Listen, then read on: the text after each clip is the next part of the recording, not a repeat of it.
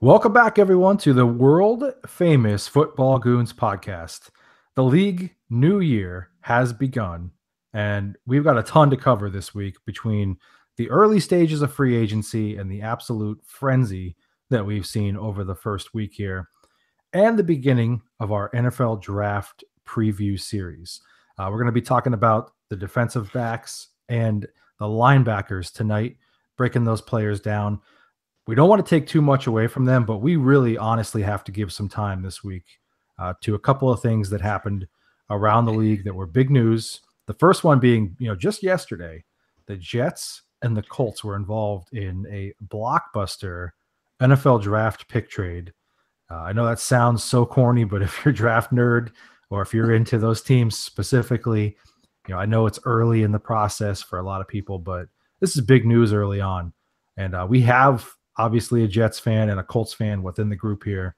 So we're going to dive right in with that topic. I'm going to kind of take the temperature of those two specifically, but we'll all have a chance to chime in. What are your initial feelings on the trade? Obviously at this point, the Jets have moved up to number 3. They've given up two number 2 picks and then a number 2 next year.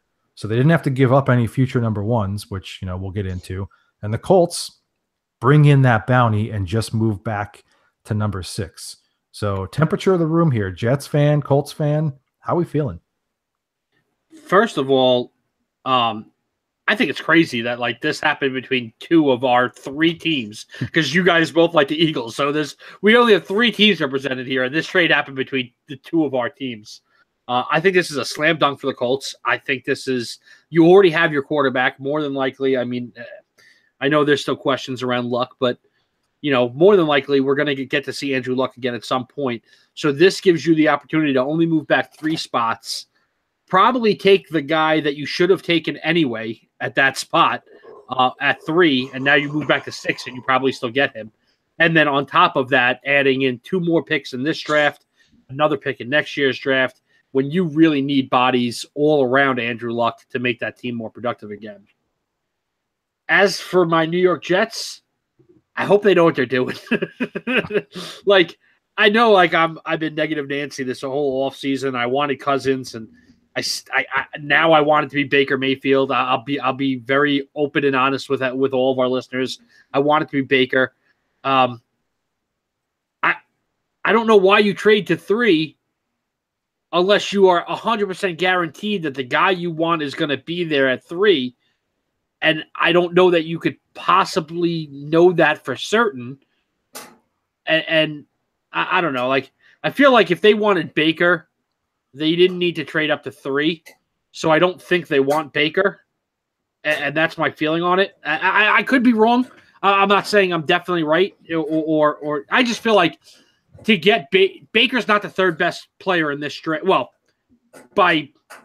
I know I believe that he is, and I know that you guys believe that he's, the best quarterback in this draft. But by all the NFL experts, he's not the best quarterback in this draft. So you don't need to trade up to 3 to get him. So I don't know why. I don't know. I get maybe it's nerves. I'm rambling at this point. At this point, but yeah, you do have to trade up though because you've got the Broncos sniffing around right there at 5. And you've got the Bills who are trying to leverage and move up, as evidenced by the previous trade they made, to get a little bit more in striking distance, who allegedly had been talking to the Giants or the Colts. So now you've narrowed it down for the Bills if they're trying to get up there where they have to move in with the Giants. So if the Giants are willing to move out, then that's a little scary. But I would assume if you're the Jets at that point, you know what the Giants are going to do. Mm-hmm. You know what they're looking at. It's similar to the whole Goff and Wentz scenario a couple years ago where you only move up because you know what that team's going to do. So, I wouldn't be shocked if somehow the Bills moved, Earth and other planets to get up there basically because they've been dying since Jim Kelly. So, but it's going to take a lot. And I think that you're pretty safe based on the fact that, you probably knew what the Giants were going to do. I think mentioning what, going back to a little bit of what you said there, Rocco, you said you can't be sure that your guy's going to be there at 3.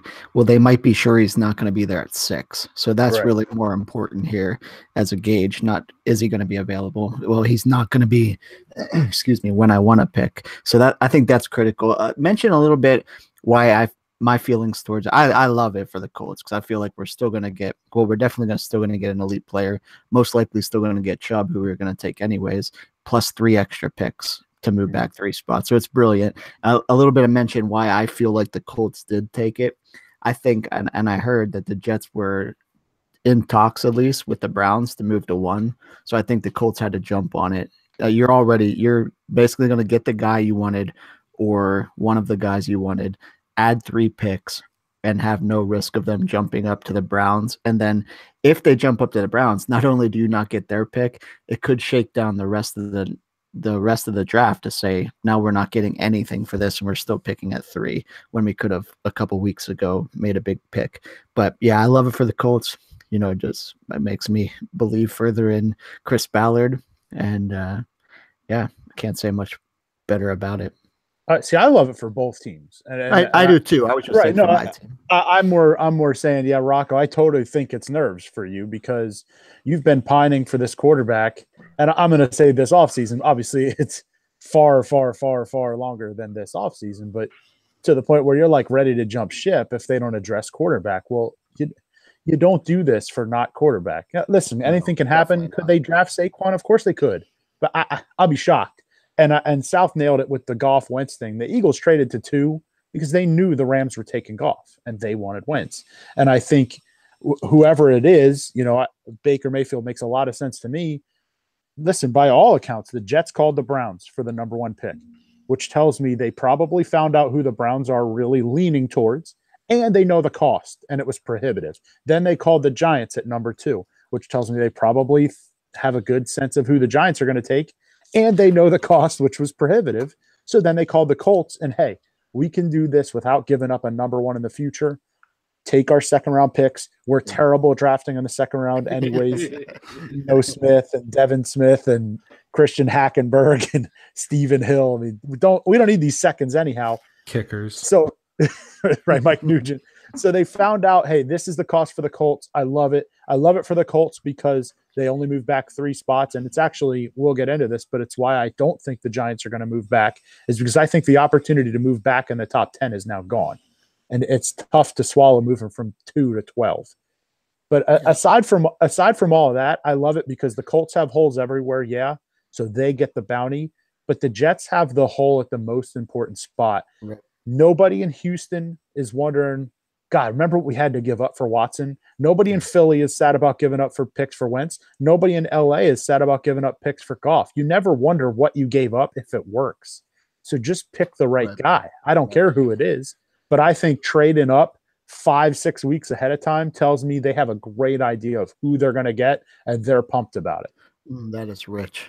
That is okay. So I guess I'll just say this in closing for my team. I'm really pumped that they know who they're going to get, and I'm really pumped that it's going to be a quarterback. I hope it's not. I hope they're right. Like that's my fear. Is Don't be wrong on this. Obviously, they anything could happen, and nothing's a guarantee. No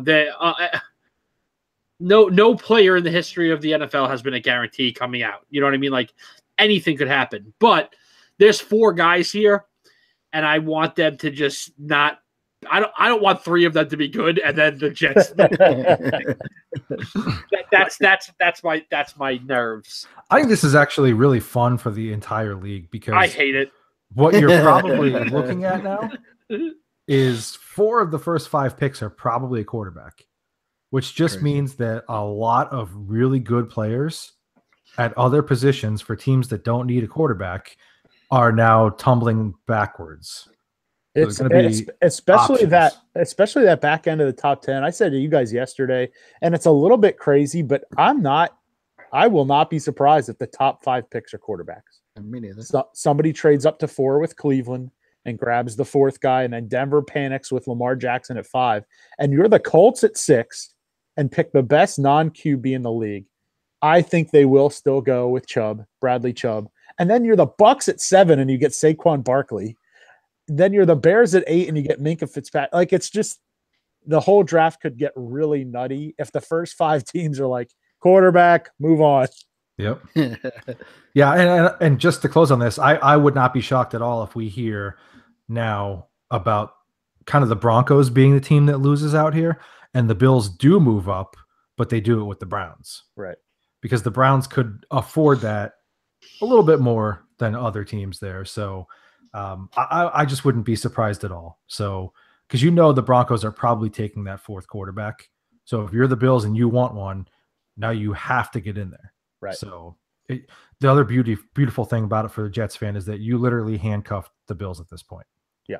You've got to cost them a ton if they want one. Yeah, they've got to hurt themselves badly to still probably not get ahead of you. Right. Yeah, they still don't get the guy that they probably really want. They're going to trade a ton away for the 4th best quarterback in the class. Yeah. All right. Well, listen, we're going to have a lot more draft talk coming up over the next couple of weeks here, obviously.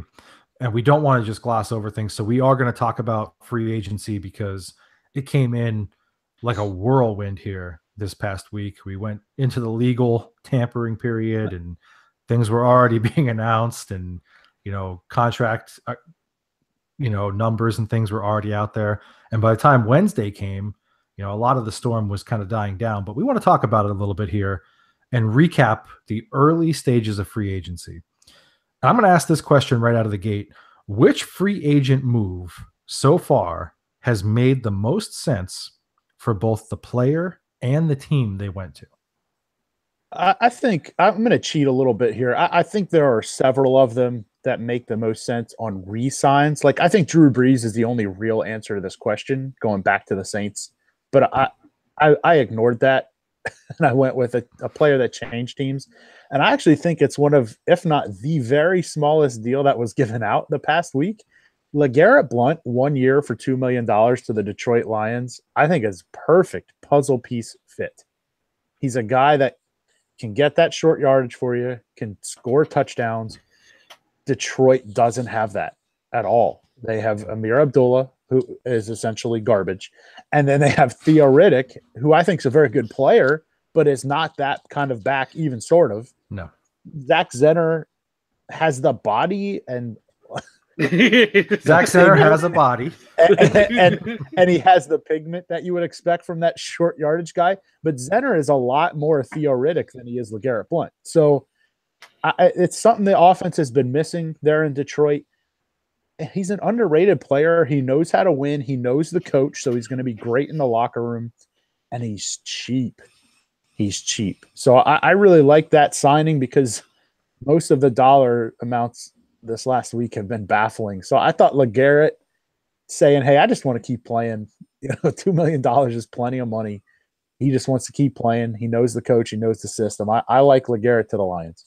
He's also, if you're a Lions fan, he's a hilarious Twitter follow. Oh, got to jump on. Get all over that. Yeah. That's a good one. The one I went with kind of makes a lot of sense for the player, and I think it makes even more sense for the franchise and the way they like to do things. And I went with Jimmy Graham to the Packers. Now Jimmy Graham upgrades from Russell Wilson to Aaron Rodgers. Miles, you made the joke the other day that, now the worst quarterback that Jimmy Graham has ever played with is Russell Wilson. Yeah, out of three. Out of three. That's incredible. But they've always liked to utilize the tight end, and I feel like they've been missing that for a couple of seasons. They had Jared Cook. I thought Martellus Bennett was going to be that for them last year, and that turned out to be a big flop. I don't see Jimmy Graham flopping that way. I think that this leads to a huge spike in his production, and obviously they just let go of Jordy Nelson because he's getting up there in age, and they had to make a decision of which wide receiver they were going to get rid of because you can't pay all three of those guys $10 million. You just can't. So right away, there's a hole in the production, a target Aaron Rodgers is going to be looking for, and you got one of the top 3 or 4 tight ends in the league coming in to fill that role. It's a win for fantasy owners too. Yeah, yes, sure. Absolutely. Owners of tight end waiters, but like Rodgers as well. Yeah.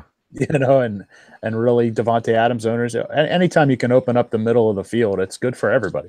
Yeah. Yep. So Tim, if you're listening, you're gonna have to get Rodgers first round this year. That's right. Probably number 1 overall. 1.1. I actually picked, although I'm sad about it for many regards, I picked Honey Badger to the Texans. I think it's a great fit for both of them. They re-signed Jonathan Joseph, add to that defensive backfield, along with, getting the best defensive player in the league back. So that's not bad for their defense.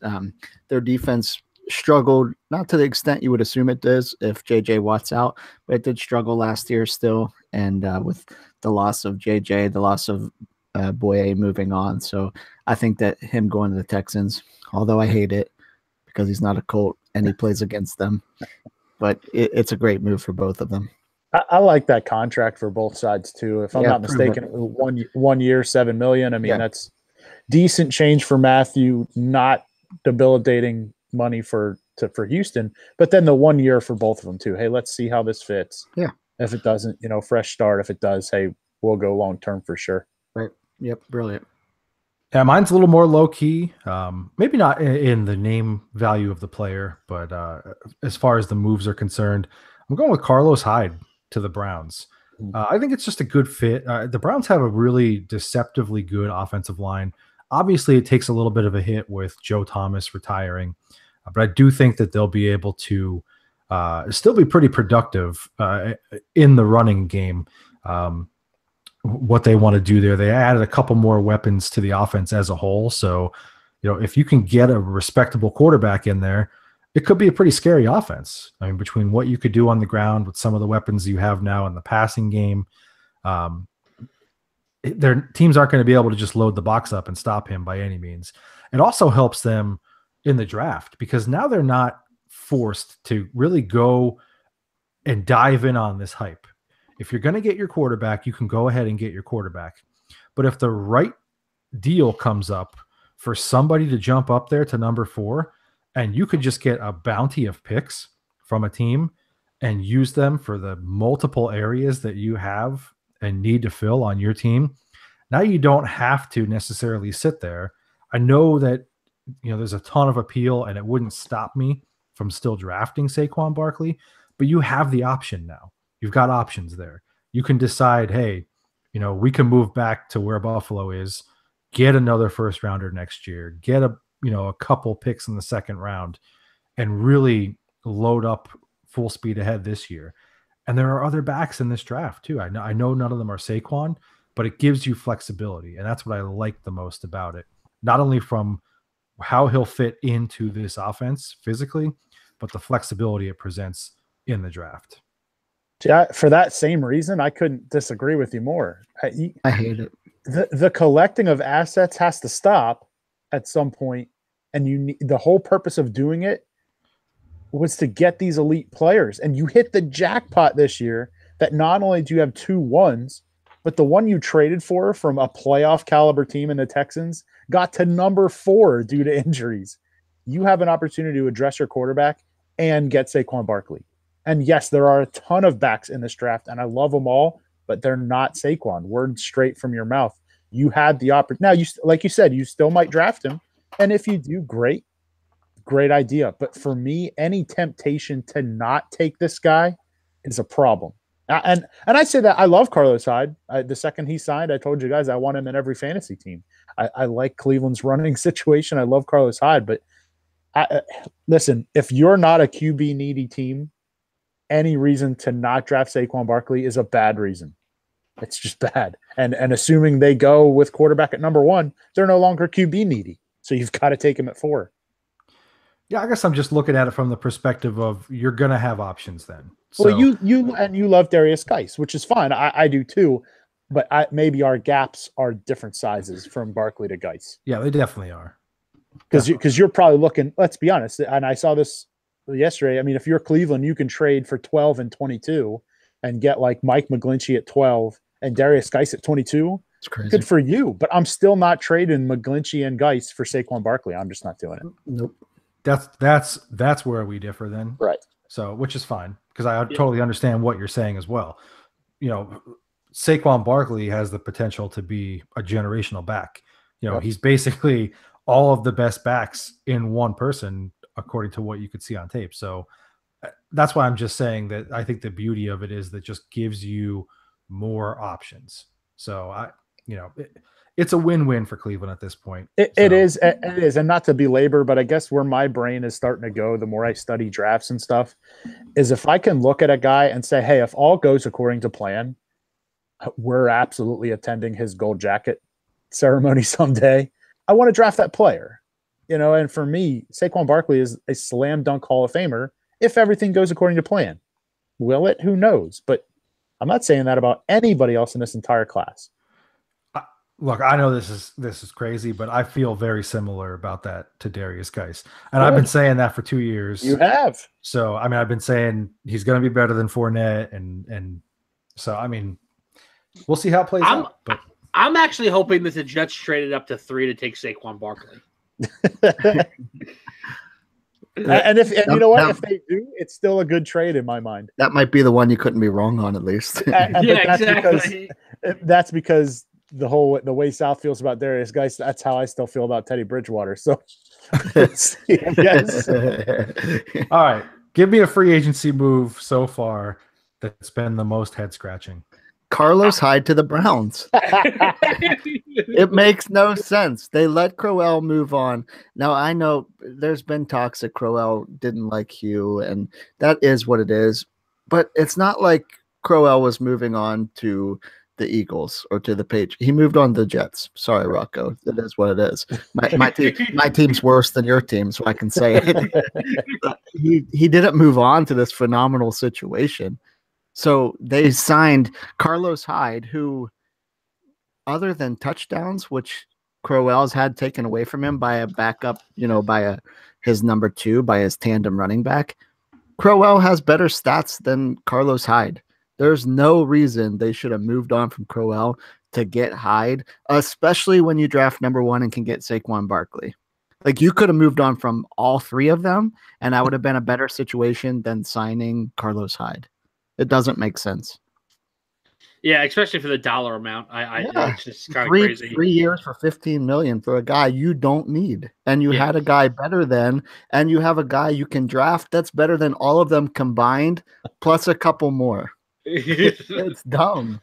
I agree with you. I think that one's kind of. I also think that one's kind of silly. I think it makes sense for like fantasy owners, and that'll be fun. But the one that I went with, he's going to have the same if he fills the role. Not to cut you off, he's going to have the exact same numbers as Isaiah Crowell again this year. He's a better back than Crowell. I love. Why? Crowell. Why didn't he do it there then? Because 49ers are terrible. He was the feature back with basically nothing behind him. Now he's a feature back. Yeah, but also with nothing in front of him. Nothing in front of him. I agree, but he's going to lose. Assuming they still run Duke in that situation, he's going to lose a ton of catches. He will. So there goes a handful of touchdowns and all those points and yards for receptions. It doesn't make sense. Yeah. I went with Allen Robinson here. Other than I just can't get over why anybody would want to play for Chicago right now. Like, and I'm not trying to be like, well, bash on Chicago. I mean, Trubisky didn't look god awful. Like, he looked like he could be a competent quarterback. He looked pretty awful. Okay, so like he looked like he's going to be somewhere in between. There's no need to change the diplomatic here. You already said you don't know why anybody would want to play for Chicago. He looks like he's going to wind up somewhere between Mike Glennon and Andy Dalton. Whoa. You mean as far as looks go? So with that being said, like, why? We've pined for this guy since he came into the league. You are a top 7 at worst wide receiver talent wise in this league. Why are you trying to go play with a no-name quarterback with questions all over the offense, with a defense that's middle of the pack at best? Yep. Like, I feel like I know money talks, but I feel like there's so many other places where money would have talked for Allen Robinson. I actually don't. I don't want to be the guy that's just arguing with everybody tonight, but here we are.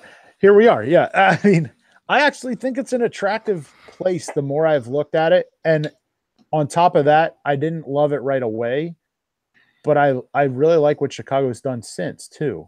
I mean, you bring in Taylor Gabriel, you bring in Trey Burton, Now you've got multiple options in this passing game. And on top of that, I think what probably made it attractive more so than Trubisky is the coaching change. I mean, you've got and this is going to be beat to death as the summer goes on, but this looks like it has the potential to be Rams 2.0. It just does. You have a young, up-and-coming coach in Matt Nagy coming in with great ideas. He's from a great coaching tree learning under Andy Reid. We just saw that turn into a Lombardi trophy. So, I mean, it's not as dumb as it may seem on the surface, I guess. I think my biggest issue with it is I feel like they're bringing in a new coach and all these weapons so that they can answer the question, is Mitchell Trubisky our guy? Like, I don't want to be part of that experiment. Yeah, I think that's great for Chicago, not great for Allen Robinson. They get to find out, is Mitch the guy? Allen is just part of the experiment. Unless they're right. And if they're right, then and maybe he thinks they are too. So maybe Allen Robinson watched tape. I would assume that he's watched a little bit of film and he said, "Hey, I think this guy is the guy." How can he possibly know that? And honestly, he can't. But what he can't. What you can't. What did you base that on, Allen? I'm telling you right now, the ridiculous number of passes that were dropped by Chicago receivers last year. I mean, it was unbelievable. So I think part of him as an ego, I mean, you don't make it to this level without thinking you're the GOAT.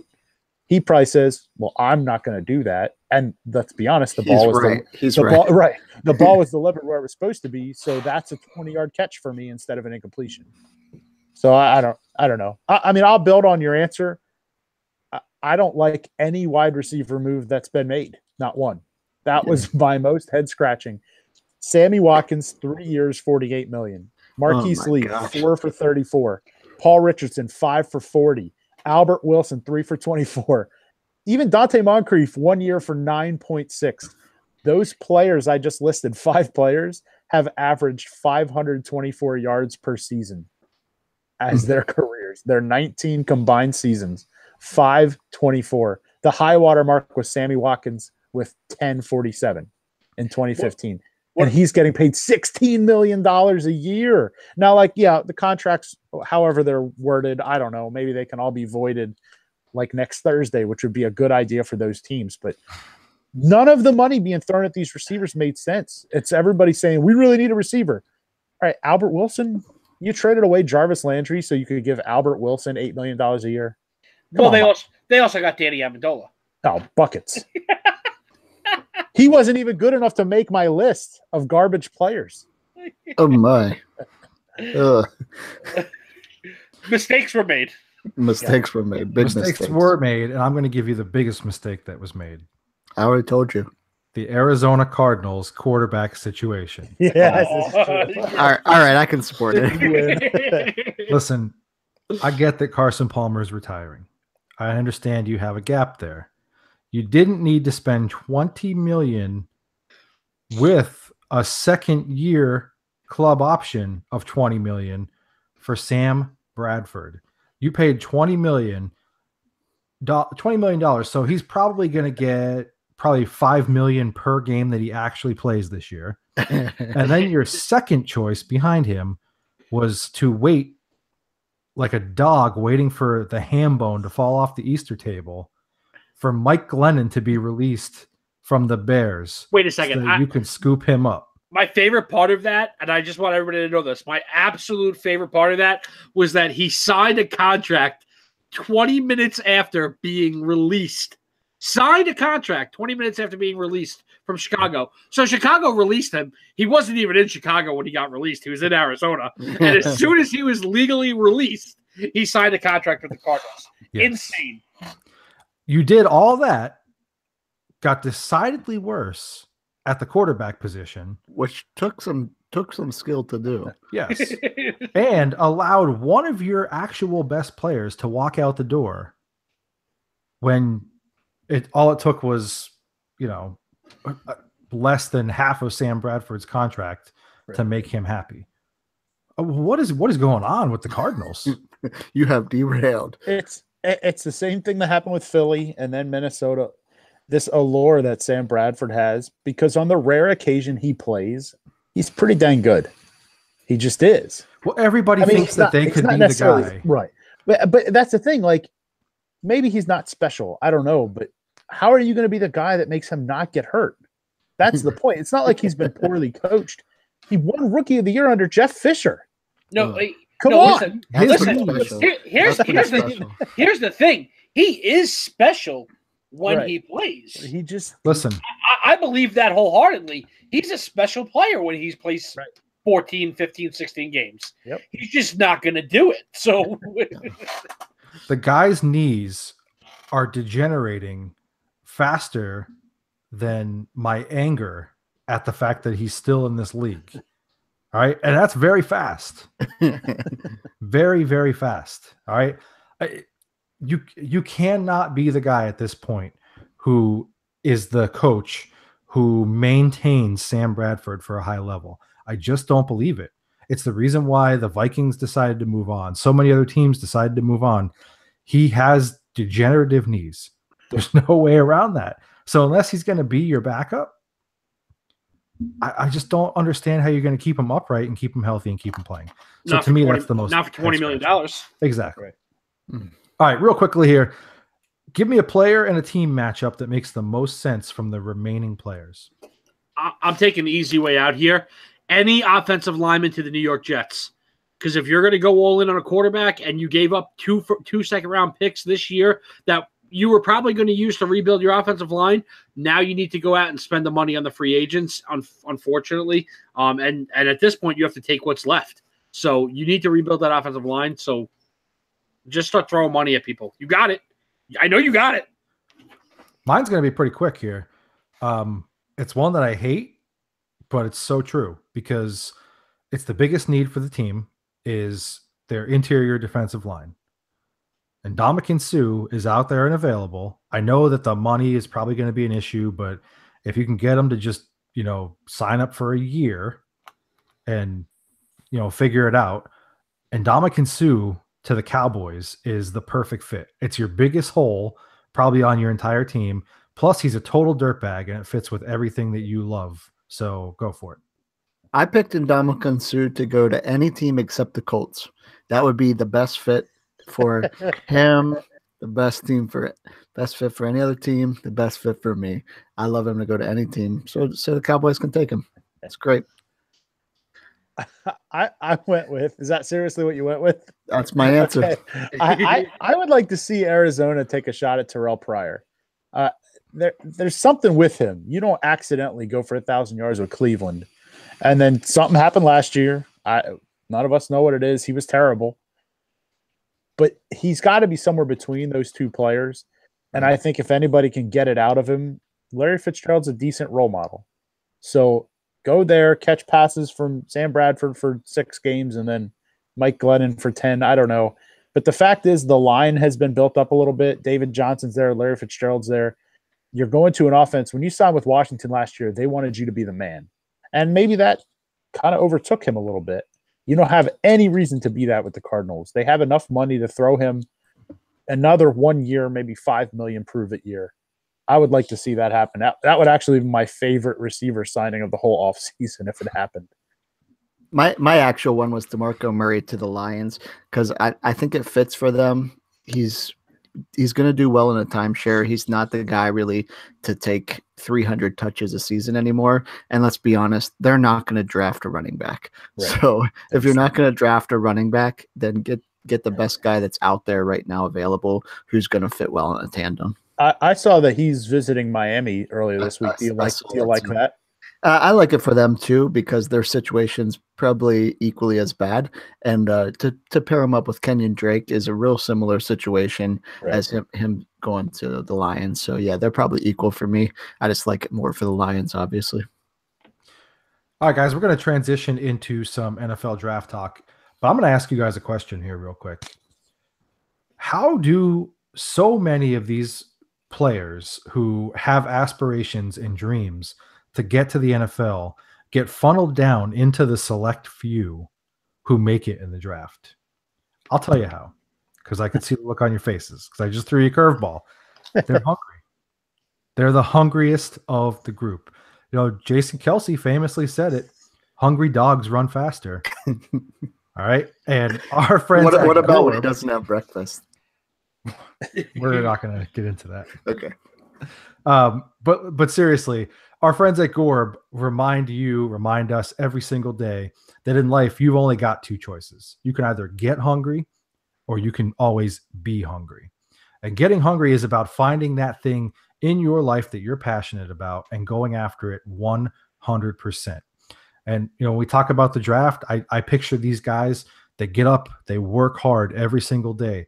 They're pushing harder. They know that there's more people coming behind them in the classes to come or in the league ahead of them who are already working so much harder. And that's the beauty about Gorb, is that it gives you that constant reminder that you have to either get hungry or be hungry and miss out. Check them out at ghorbh.com. You can get some awesome gear that's going to remind you all the time, basically, about that mission statement. Rocco's wearing one of the shirts tonight. You know, it makes him look handsome. It could do the same for you. All right. I know that's a hard task, but it could do the same for you. They got something for men, women, kids, anybody you could be looking for, any kind of colors, styles, all kinds of great stuff. ghorbh.com. Check them out today. All right, guys, let's dive into some draft talk. It's finally time to get into our preview series here. We're going to start out with the secondary and the linebackers this week. And over the next couple of weeks, intermingled with, you know, some league news, we're going to be previewing these different position groups. And it's that time now. You know, we're only, you know, a couple of weeks away from the NFL draft at this point. So we're not just pushing it because it's something that we're into anymore. It's legitimate now. We could really talk about this. So start out in the secondary here at the quarterback position. Denzel Ward and Josh Jackson. You know, they're the two most popular names that you're hearing at this point among first-round targets. Are you of the group that agrees that they're clearly the best in this class? And do you have any idea of ideal landing spots for these two players? I think Ward is. I absolutely think Ward's a top 10 player. I think other than probably Minkah Fitzpatrick, who's the hybrid of the group, he's the best regular corner. I'll say it like that, because I think Minkah is better than him, but Minkah is better than everybody at a lot of different positions. So, but I don't know that Jackson's hands down in that same group for me. I think he falls into my next group with basically everybody else. Mike Hughes, Jackson, Isaiah Oliver. Isaiah Oliver is another good one. I think he's in that second tier. I don't think he's in the same level as Ward. I think Ward will be a top 10 pick, even with everything that's happening with guys trading up for quarterbacks. I think it will be, you know, probably Saquon and then probably 4 defenders. And I think Ward will be right in there to join that top 10 grouping. Could be. I like Josh Jackson maybe more than you're at least letting on, just because his ball skills are what sets him apart from literally everybody, including Ward. Right. And what are you going to – if you're going to draft a corner, I don't think this class has any purely lockdown guys. I mean, you're not getting a guy like Patrick Peterson, Xavier Rhodes, who's going to take away a side of the field. So for me, if I'm going to take one early enough in the first round, I want the guy who's going to create turnovers when he is targeted, because every one of these guys is going to be targeted. They're not good enough to just take players out of games. So I like Jackson to be that turnover machine, get the ball back to my offense. I do agree with your draft, the placement. I think they're both gone in the top 15, just because while I don't love the corner class in general, they are kind of ahead of the next ones, and people are always going to need corners. Teams like Chicago, Washington, Green Bay could really be finishing here in the secondary in the top 15. And I think even Denver, if they go opposite of what everyone's thinking and they get shut out of that top 4 quarterbacks, like we talked about as a possibility earlier, they could trade back. I mean, and then you're talking them at 10, 11, 12. Maybe somebody goes ahead and gets Saquon at 5. Wants to jump the Colts, wants to jump the Bucks. They move back a little bit, grab a corner. So I think these are both top 15 picks. Whether or not they're both top 15 players, I'm a lot less sure about that. Yeah, I like Ward a lot. I do have some concerns here. I think if a team took him in the top 10, I would obviously I'm not going to be surprised because it's always a position of need in the NFL, especially in this current day and age. I don't think that he's going to follow in the Marshawn Lattimore footsteps and just be a guy who you can put him on an island and you don't have to worry about a side of the field or a player for the rest of the day. But he is, when you watch him, he's like a gnat. He just covers so well. My biggest issue with him is that he's small. So I'm not sure how that's going to translate to some of the bigger receivers that he's going to see. He had basically when he struggled, it was just with guys who were just huge at the receiver position. But other than that, like he's just like a gnat. So there's something to be said for a guy who just doesn't allow a player to ever get away from him. I think he's clearly a top 10 guy. I really like Josh Jackson too. He kind of reminds me, and I know it's not like we're not throwing a ton of comparisons out, but the way that Marcus Peters just makes the ball turn over, Josh Jackson kind of had that same way about him at Iowa. So that's appealing to teams. So I think that if you're a team like Green Bay, you're salivating right now at all these trades that are happening in front of you because two really good corners are slipping further and further back. And, that's just one example, but there are teams out there that clearly need it, like you said. So they're going to go easily in the top 15. Yeah, I love both these guys, and watching tape on them, they're both outstanding and a lot of fun to watch as far as corners go. And I originally in my mock draft had the Raiders taking Denzel Ward at 10. I actually feel even more sure about that now with all this shakeup with what's going to happen at the top with quarterbacks and then how it drafts out, like you said, Miles, to making better guys fall down further. I still think the Raiders take him at 10, and then I actually have Joshua Jackson falling a little further down. I have him outside of 15, and that could change before, but I don't like him to be much higher than 14 or 15. All right, so let's talk about the second tier of players at the corner position here. And, we kind of threw Minkah Fitzpatrick's name out there, and we're going to get to him in a second. I kind of consider him to be in a little bit of a group of his own here. So before people are screaming, oh, they're talking about, Jackson and Ward being the best, but haven't mentioned anything about Minkah. Let's get to the second tier. Among these guys, give me a guy who's kind of your favorite and why you like him so much. Among like Dante Jackson, Mike Hughes, Carlton Davis, Jair Alexander, just a couple of names there. I mean, if you have another name that you want to throw in, you could do that as well. I'll tell you what, I really like Mike Hughes. I love small school guy, All-American at the JUCO level, comes to an FBS school for 1 year, plays phenomenal, gives you a special team aspect that can absolutely, he can be a game changer there. I don't think he'll be an elite level corner, but he can absolutely be a good serviceable corner for you and give you the added bonus of special teams play. And this is a guy that's been like rising up draft boards, since the Senior Bowl, essentially. Pretty much everything that's happened after that, I'm all over the Mike Hughes train. Yeah, that's actually who I went with too. So I'll jump in there. I think on top of the stuff you said, Rock, most of the knocks on Hughes is that he probably shouldn't have come out. I mean, he could use more polishing. I'll just put it that way. It's kind of what I'm reading and hearing what scouts are saying. I don't know that he's going to be the third guy taken, and I'm not even saying if I'm drafting he should be the next corner after Ward and Jackson. But for me, if he's a nice second day pick for you, and you've got a decent veteran-led defensive back room as it is, give him time to learn and develop and use his physicality and things like that. His toughness is one of his best traits. Even though he's a smaller guy, he's not getting pushed around. So if you can have him learn under somebody you've already got, I think he could end up, especially because the class doesn't have that dominant, God, we got to get Patrick Peterson player.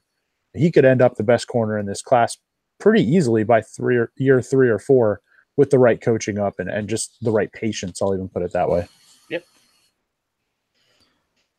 I went with Jair Alexander.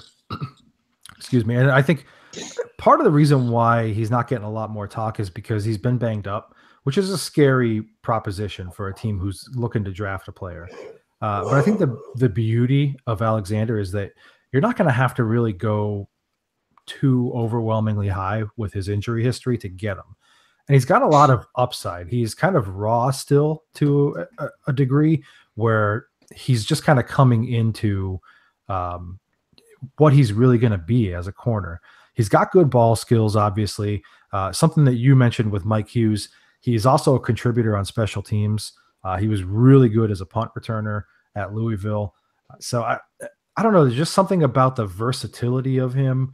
I know that he's had, his injury history throughout this past year.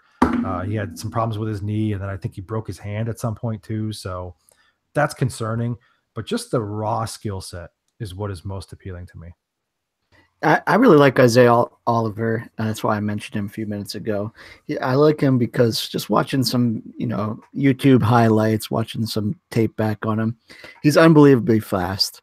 He has world-class speed. He was a track and field star, and which benefits him, not in the sense of running a 40, because that doesn't matter on a football field that much, but in that he can disrupt routes. He can get in front of guys. He can block them off the line and still never have a guy run by him. Like, there's never going to be a time where he's not being able to catch up to players. So, is he going to be a true number one corner where he's going to be on Antonio Brown or DeAndre Hopkins all the time? I don't know. I hope so. And judge him by his skill set, I think he could be. But whoever he's playing, he's never going to be just chasing them down all the time, because he's long and he's strong, but he's also fast enough to always catch up to a guy. Was that too much there? No, it's just I immediately started singing "Baby Got Back" in my head. Yeah, 100%. He's down to get the friction on. I did hear he is down to get the friction on, because he's always hitting people at the line. So yeah, I like the way he plays, and I just like, and playing sports. I was not an NFL caliber player by any means, but playing other sports. The most frustrating guys to play against are guys like him that just seem like they're all over the field all the time. And one of his downsides, the weaknesses that people said about him, is he struggles to gear down from sprint mode. That's not a downside. The guy is always ready to run as fast as he can.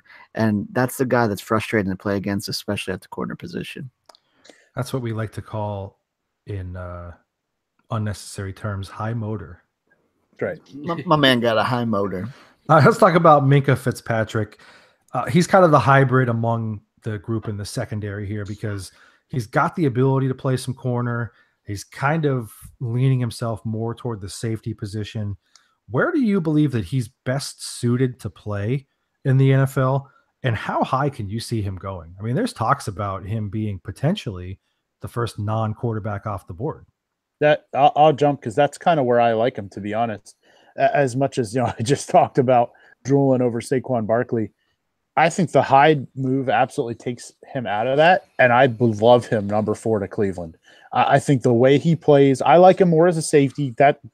Listen, yeah, the guy can play corner, great, good for you, and in a situations, good, because Philly does that with Malcolm Jenkins. Absolutely comes down and plays some corner at times. He can do that, but when you talk about last year, well, I was going to say last year's first round pick. One of their first round picks from last year, they had 3 of them. I think Jabril Peppers and Minkah Fitzpatrick, there is no better safety complement out there than the way those two guys play, where Jabril's kind of more that linebacker, and Minkah actually would excel in the ridiculous 20 yards off the ball free safety that they had Peppers playing last year. So I think if they were able to secure Minkah, whether it's at 4 or maybe, like I said, that trade with Tampa or something, where Tampa wants Saquon Barkley, you go back to 7 and lock this guy up, that secondary is looking real serious all of a sudden. Yeah, I agree. I think that's the perfect role for him. I think he is kind of like that honey badger role, where he could play high over the top. He can come down and play with a tight end, with your more athletic tight ends throughout the league. And I know you don't get a ton of that in Cleveland's division, but it's becoming more and more a thing in the NFL, obviously. And then if you need him to come in and play in the slot, he can do that as well. So, I mean, he's not afraid to hit guys as well, for as much as he's kind of more known as a coverage player. So I just think the versatility is really, really appealing. So if you're a team ideally like a Tampa Bay, someone sitting in the back half of the first round, I think it just fits like a glove to grab a player like this who can be all over the field for you on defense. Yeah, I kind of agree with you guys. I almost on all the same points. I think he should be a safety. I actually think he'll be the first defensive player picked, but I think he'll be the first defensive player, non-QB, non-Saquon Barkley picked. So at this point, I think he's no worse than like 6, maybe 7. I had originally picked him to go 7. I don't think he's going to go 6 because I don't think the Colts are going to take him. That's redundant with Malik Hooker. I mean, it's but what I'm saying is, if all the quarterbacks straight up, we go first 5. The Colts take Saquon, maybe, and then Minka. Gotcha. Yeah, I don't think he's going to be the first defensive player to go. I think that Chubb still will be, but I like Minka a lot. From everything I've read, he said he prefers and feels most comfortable playing corner. I'm not sure it translates the best it could over to the NFL. I like him at safety, but if a dude feels most confident at corner, it might be where he ends up and where he ends up being most productive. So I'm not going to say that he shouldn't play there, but I picked him to go the Bucks. I think it's a good fit for both of them. His agent probably told him to say that because that's where the money is. Could be. Yeah. I mean, that was a while ago before he even had an agent that I had read that, but yeah, I'm not sure. Could have gotten funneled down to him still. All right. So this safety class, we kind of saw like with the measurables, quote unquote, at the combine that they appear to be really talented across the board. They surprised a lot of people what they could do. And I think that we kind of went from a position where we weren't really sure where Minka was going to play. And it seemed like Derwin James was going to be like the cream of the crop at the safety position. And there was talk about him in the top 10. Now there's talk that maybe he's not going to be top 10. Do you guys feel like he's kind of like head and shoulders the next best safety in this group? And do you think that he would warrant a top 10 pick? Go ahead, Miles. I like the safety class more in the corners, and it's been a long time since I've been able to say that, but I think he's going to go higher than people are kind of thinking. Just because, I mean, leading into the season, he was like a no-brainer top 5 pick. And then he had that classic, like, just played okay, partially because of what his injury last year. But NFL teams and scouts and front offices are going to look at what he was as a freshman, where he destroyed the ACC. I mean, he's a physical freak. Athletically, no one can touch him.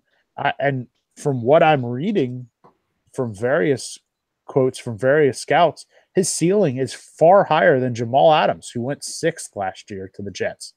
I mean, he's everything Adams can do, James can do. Athletically, though, there are things Derwin James can do that no safety could ever do. So it's almost like Earl Thomas's playmaking ability with Cam Chancellor's size. Like, he's absolutely going, like, people are saying late first round. That's ridiculous to me. Somebody's going to say, hey, all the sure bets are off. Let's take the guy who could be an all-pro if he just regains his form that he's already shown. This one makes me more mad than anything. Like, Derwin James is probably the best defensive player in this class. Yeah. Everybody at their peak. Everybody at their peak, he's the best. Yeah. He was a hands down. If he was allowed to come out last year, he would have been the number 1 defensive player taken last year. Maybe not Garrett. Maybe not Garrett. No, I'm saying after his freshman year, he tore his ACL before 2016. Oh yes. I'm sorry. After his freshman year, and then obviously, like, he didn't have the greatest of years, but Florida State didn't have the greatest of years. So, like, it makes his year look worse. Talent-wise, this guy's absolutely a top 10 pick. See, somebody's going to get lucky because he's going to fall to, like, the 12 to 15 range probably based on when these defensive backs are going to be coming off the board. He's going to fall to, like, 12 to 15, and someone's going to grab a perennial Pro Bowler at, like, the 12 to 15 range. Like, I think, quite frankly, he's a better safety than Minka is. That's just my opinion. Like, obviously, Minka is more versatile because he can play corner, but I think Derwin's a better safety than Minka is right now. Could be. Yeah, look, this is the guy who, you look ahead at some of the classes for the next couple of years. At least I do because I'm nerdy like that. And for years, Derwin James was the top pick in this draft because he's the best athlete in this draft. Right. And he's the most versatile and he has that ability. So to me, I don't think it's even remotely unreasonable that he could be a top 10 pick. He's got the talent. Like you said, we just saw last year, Jamal Adams was a top 10 pick. So, why couldn't Derwin James be the same? All right, let's just real quickly here. Among the rest of the safety group, like 15 seconds, who's your favorite and why? Yeah, I love Penn State's Marcus Allen. I think he's likely an early day 3 pick. I think he could sneak into the end of the 3rd round. But for me, he's going to give you – I like guys who play with their hair on fire. Like, I love that. That's such a cool quote to me. And that's Marcus Allen to a T. He's got a lot to learn how to anticipate where a quarterback's going to go with the ball. But core special teams player for a while and coach him up. You can't teach effort like he does. I actually cheated. I put 2 names down here. One, I love Troy Apke from Penn State also, just because he came in the combine and just lit it up measurable-wise, which always means that he's going to be a fantastic NFL player. Right. But also a guy that impressed at the combine. And this is kind of cheating because nobody really knows where he's going to play. He might wind up being in the next group of players we talk about as well. But Shaquem Griffin doing what he did at the combine and showing everybody that, like, hey, I'm a really good football player, and just because I only have one hand doesn't mean that I can't, come out here and do what I've always been doing. That really impressed me to see his combine work out. We already knew he was a good player. You know what I mean? So why are more people not talking about him? I really like Kazir White from West Virginia. Same thing. Watch his highlights; they're exciting to watch. And by all strats, one of our sponsors, Frank Walker Law, is a big West Virginia fan. And when Kevin White got drafted, he said, "This guy's not even close to the best of his family. Wait till Kazir comes out in a couple years, and the dude is going to be the real deal."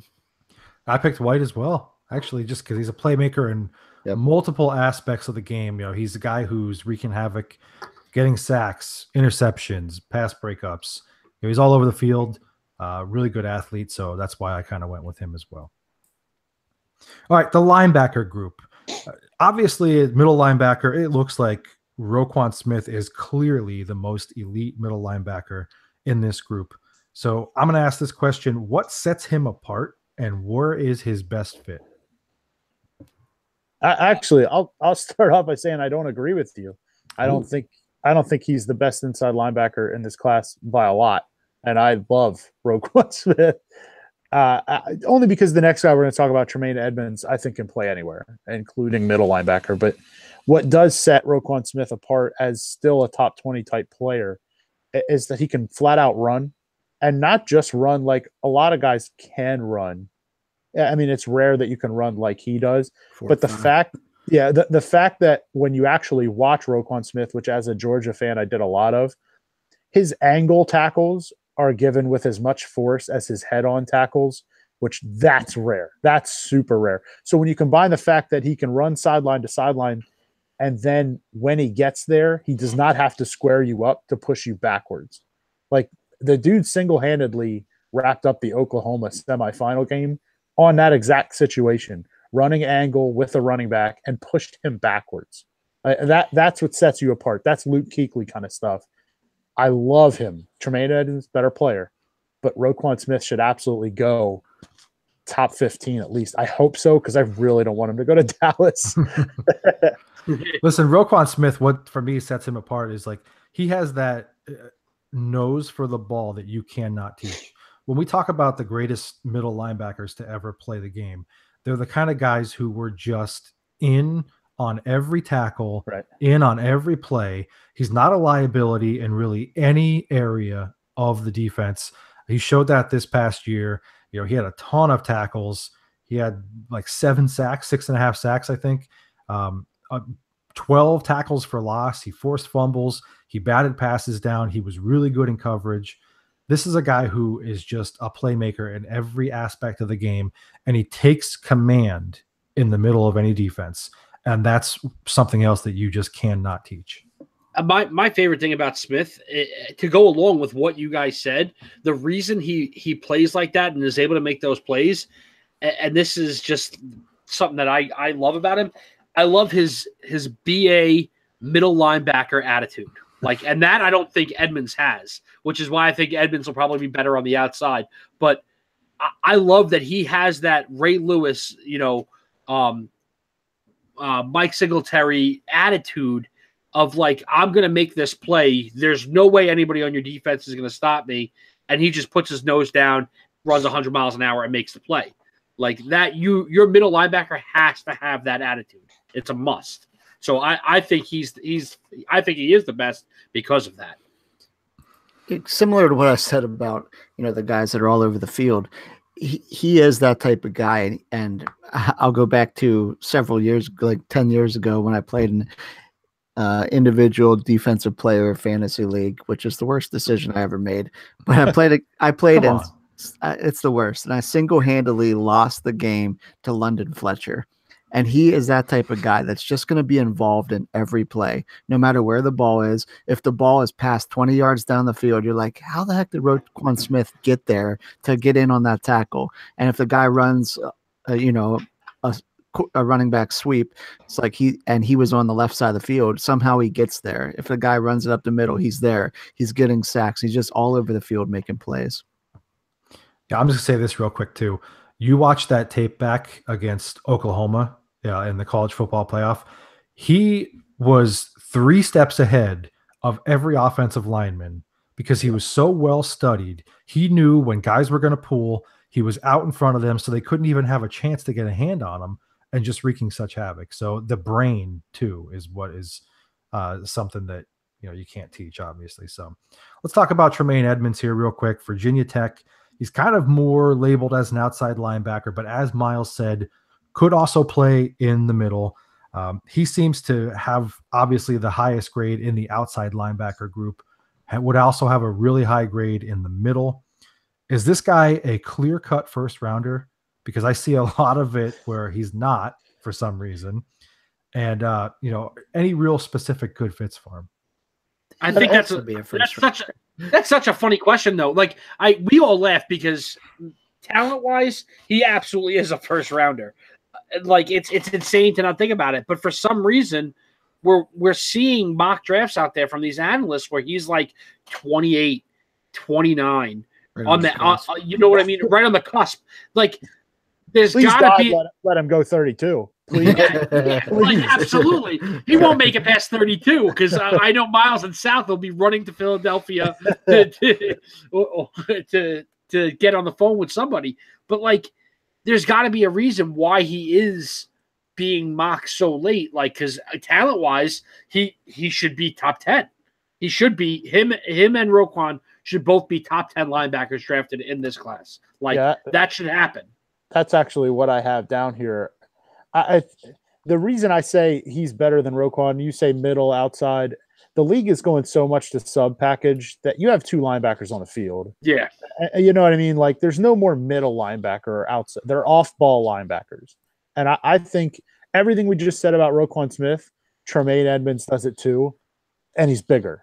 So like I'm going with Tremaine Edmonds. His size is out of control.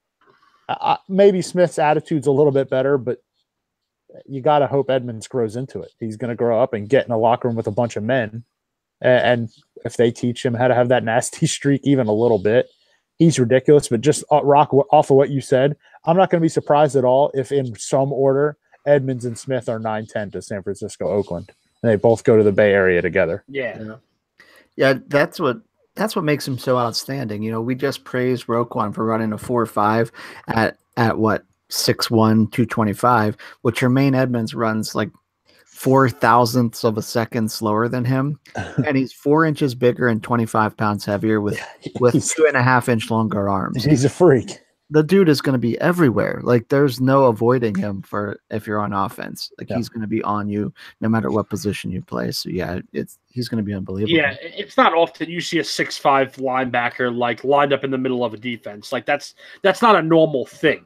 Yeah, like that's a great way to eliminate the Gronkowskis of the world and Jimmy Grahams of the world. And yeah, exactly. I mean, we're talking about a guy who's 6'5", 240, who can run in step with any tight end, who could pretty much run within reason with any running back. And if you're an offensive lineman and you're trying to get to the second level, do you want 6'5", 240 staring down you right in the face? Like, I just think he's going to have the ability to shed blockers. He's going to have the ability to run. He's a good tackler. He's going to be a guy who probably 10 years from now, we're wondering, how did so many people miss this guy near the top of this draft class? So it's not unreasonable. Again, I know I kind of throw a lot of players within that top 15, but like he should be a top 15 pick because like they just don't grow him like this. It just doesn't happen. So, all right, we're going to round it out here. Give me any other player among your more traditional, linebacking position, not necessarily an outside linebacker in a 3-4 scheme, who you like in this draft class, and give me an explanation why. I'm all over Bama's Rashaan Evans. Yeah, same. It's weird for me because I generally fear Alabama defenders as a whole, just because I think you can be made to look better than you are because your whole defense is going to the NFL, right. And obviously the whole offense you're playing is not. But for me, he's just kind of a sturdier version of some of the other backers in this class. And what sets him apart for me and why I think he could very easily sneak into the end of the first round is regardless of your scheme, his pass rushing ability as an off-ball linebacker is out of control. So, you see those odd front, those 3-4 teams, they stick him at inside backer, but you actually have that sixth pass rusher because that's kind of what he excelled at Bama. His coverage is solid enough, but he sticks out on tape when he rushes the passer, it's over immediately. He's on you like a safety when a safety blitzes. But the issue is he's far, far larger. So, I mean, he does a great job shedding blockers as a whole, sticks with running backs out of the backfield. He fits the schemes. But for me as a pass rusher where he doesn't have to take up one of your edge spots is why he's a special player. Anybody else want to bite? Yeah, I'll bite. I was just writing some notes down. My guy is Miles's favorite guy, Leighton Vander Esch. Like, it's not my favorite guy. I know he's not your favorite guy. Other than his name sounding like a preppy Harvard schoolboy. Yeah, then he's my favorite guy. Dude is nasty. Like, just change your name. Gets his nose in the middle of all plays. 126 tackles as a junior. Like, most people didn't even think he was going to come out, and then he did, and they're like, "Oh well, there's another first-round pick linebacker. That's gonna be a thing." He's phenomenal, and honestly, other than having to say Leighton Vander Esch every single time he comes on the field, like somebody better come up with a short nickname for this guy because that's going to get tiring. Because he's going to be involved in plays. On it. I actually also picked Rashaan Evans for all the same reasons Miles said. And he's just a difference maker in the middle of the field. I'm going with Josie Jewell of Iowa. Look, this is not like a player who's going to jump off the page at you here. Not an athletic wonder, but he's just like an absolute grinder in the middle of a defense. The biggest knock on him has probably been that he's a liability in coverage. I went back and just watched and looked at a couple of his stats from this past year. I don't think he gave up, from what I saw, a single touchdown in the passing game in 2017. And when I looked at the top targeted linebackers in the country, he was number one. Mm-hmm. So, I mean, there's something to be said for debunking a myth there. He's a stud against the run. I'm not sure how he's going to run against, some of these guys at the next level, but he feels a lot to me like these traditional, like Midwestern Big Ten middle linebacker kind of guys, like a Sean Lee or even like a Brian Urlacher, who's just like an absolute grinder in the middle, stuffs the run and allows the rest of the guys around him, opens things up for them to make plays. So I like him a lot in that regard. Yeah, I think the Big Ten actually just has a lot of guys kind of like that in that mid to late round at linebacker. I mean, you've got Jerome Baker, Ohio State, T. Gray Scales, like you said, Josie. There's a couple cats out of Penn State. We've been talking about them a little bit. there's a lot of guys in the Big Ten that are going to be NFL caliber linebackers. Not too many that are going to stand out or be all pros, but just some of those guys that you're cool with being on your team because you're not a liability. You don't lose games. Yep. But they've got probably like 8 to 10 linebackers that are going to get drafted out of the Big Ten this year. And they all love to hit. Yep. All right, guys, that's going to be it for this week's edition of the show. Be sure you're keeping up with us on social media and on the website, footballgoons.com. We've got a lot of stuff going on right now this offseason. Every single Thursday, brand new mock draft is coming out from a different goon all the way through to the NFL draft and leading up to when we do our live mock draft the weekend before the draft. So you got to keep it locked there to get those. It's the only place you're going to get it. They're absolutely free. There's no teasers where you have to subscribe to get the rest of the article. There's no annoying banner ads popping up. No annoying pictures of click here to see the largest pimple ever popped. None of that stupid stuff that you're and all these other places. Footballgoons.com. And then on Fridays, we're giving you a breakdown of our NFL draft stock watch. We're taking a different position group, telling you guys that we're buying in on, guys that we are not buying in on, and then guys that are underrated. So you're getting 3 different guys or 3 different perspectives from every guy every single week. And we don't necessarily always agree, which makes it fun. So you're going to want to check those out. Keep up with us, facebook.com/footballgoons. On the Twitter, we are at footballgoons. And of course, always right here on our YouTube channel where you can like and subscribe to the channel and get notifications whenever something new is going live. We'll catch you guys next time.